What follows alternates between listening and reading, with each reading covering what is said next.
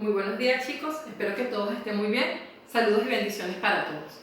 Hoy voy a explicar uno de los temas que es fundamental en la biología de tercer año, como lo es la fotosíntesis y la respiración. Al hablar de fotosíntesis y respiración, hacemos mención a procesos metabólicos de los cuales depende la vida de un ecosistema. Para poder explicar qué ocurre en cada uno de los procesos, debemos primero establecer la diferencia entre un organismo autótrofo y un organismo heterótrofo.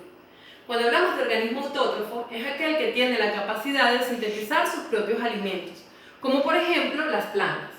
Cuando hablamos de organismos heterótrofos, son aquellos que no son capaces de sintetizar sus propios alimentos, por lo que dependen de los alimentos sintetizados por los organismos autótrofos. Ejemplos de organismo heterótrofo lo constituimos nosotros los seres humanos.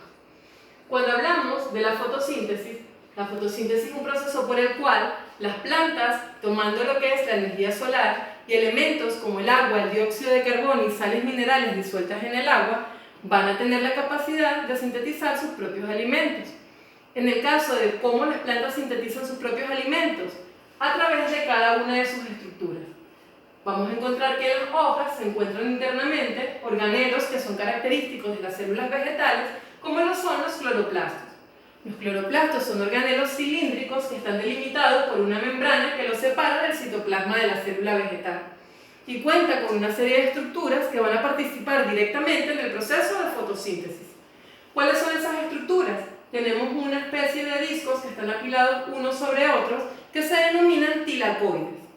Los tilacoides contienen internamente la clorofila, que es ese pigmento que le da la coloración verde a las plantas. Cuando hablamos del conjunto de tilacoides, forma una estructura más compleja que denominamos grana. ¿Qué es la grana entonces? El conjunto de los tilacoides que están dentro del cloroplasto. Cuando hablamos del estroma, el estroma es ese fluido que rodea a los tilacoides y a la grana, en donde ocurren una serie de reacciones durante la fase oscura del proceso de fotosíntesis. No debemos confundir estroma con estoma, porque el estoma es una estructura que se encuentra en el envés de la hoja, que es una especie de orificio, o son varios orificios, por donde se realiza el intercambio gaseoso, es decir, por donde se intercambia el dióxido de carbono por el oxígeno.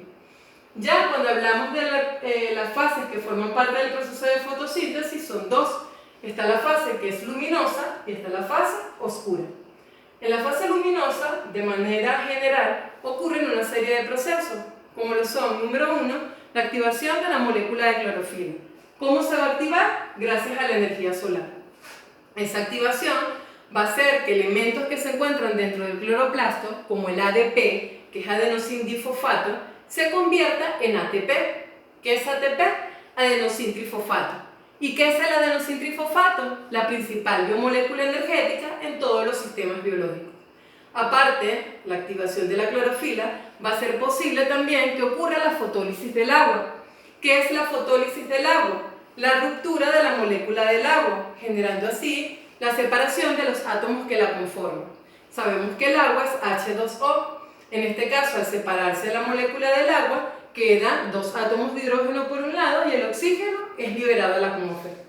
Esos dos hidrógenos que quedaron de la separación de la molécula del agua van a ser captados por otros compuestos que se encuentran dentro del cloroplasto, como el NADPH2, que es nicotinamina de dinucleótido fosfato hidrogenado. En este caso, ese compuesto va a ser esencial para que pueda generarse la fase oscura del proceso de fotosíntesis. Cuando hablamos ya de la fase oscura se lleva a cabo en el estroma del cloroplasto y todo inicia con la entrada del dióxido de carbono a esa célula vegetal, específicamente al cloroplasto. Ese dióxido de carbono va a degradarse hasta formar su forma más simple, que es la molécula de glucosa. Esa molécula de glucosa va a servir para que la planta pueda alimentarse y de ahí deriva la energía hacia el resto de los organismos que forman parte de un ecosistema. Ya cuando nosotros hablamos del proceso de respiración, el proceso de respiración ocurre cuando se da un intercambio gaseoso entre el dióxido de carbono y el oxígeno. El dióxido de carbono nosotros lo expulsamos y al mismo tiempo incorporamos el oxígeno que necesitamos para poder cumplir con todos nuestros procesos metabólicos. El oxígeno llega a los pulmones y de los pulmones, a través del torrente sanguíneo, va a ser distribuido por todas las células del cuerpo. ¿Para qué? Para que éstas puedan tener la energía que requieren para poder realizar todas sus funciones vitales. En relación a qué ocurre en la respiración celular, en la respiración celular se degradan moléculas como por ejemplo la glucosa para obtener energía en forma de ATP. Pero ¿cómo ocurre esa respiración celular? Una vez que el oxígeno llega a las células, va a ir directamente a organelos que son característicos de todas las células. Esos organelos se denominan mitocondrias. Las mitocondrias constituyen los principales organelos energéticos en toda célula. ¿Por qué son los principales organelos energéticos? Porque de ahí deriva toda la energía que la célula requiere para poder realizar todas sus funciones. ¿Cuál es esa energía? Lo que es el ATP, el adenosintrifosfato. Ya cómo ocurre el proceso de respiración celular, el oxígeno es utilizado para degradar lo que es la glucosa que nosotros obtenemos a través de los alimentos.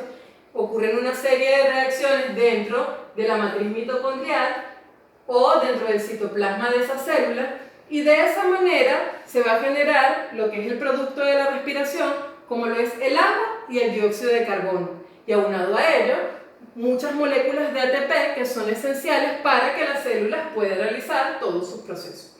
En relación a por qué se dice que los procesos de fotosíntesis y respiración se complementan, porque básicamente los productos de uno son utilizados para la realización del otro y viceversa.